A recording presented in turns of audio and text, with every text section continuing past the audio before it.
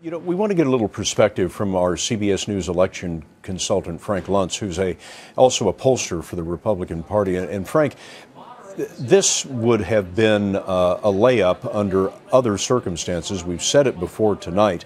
No president with an unemployment rate this high has ever been reelected since FDR. And I wonder, what are Republicans thinking of where they are tonight?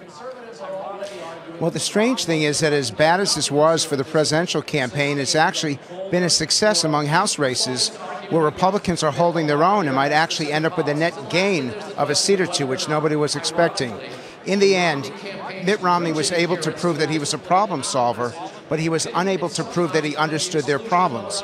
And what the Republicans need to pay attention to is what I call the empathy quotient, the ability to understand, appreciate, and communicate that they really get what the average American is thinking and feeling, and then they can prove that they can solve those problems.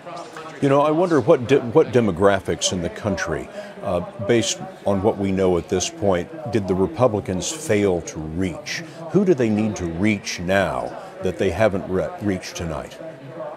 Well, that's easy. The first is Hispanics. You cannot win a national election when you are getting 20-something% of the Hispanic vote, and it's not a monolithic community. You've got to be able to reach out to Cubans, Puerto Ricans, Dominicans, Central Americans, and that's something that the Romney campaign was unable to do. Also, women aged 30 to 49, new moms, young mothers. You can't have a gender gap of, as Nora pointed out, 19% and expect to be elected to a national party. And finally, it's going to be crucial that they reach out to those who don't identify with any political party. In the end, you're going to get your base. The victory goes to those who bring in those in the center.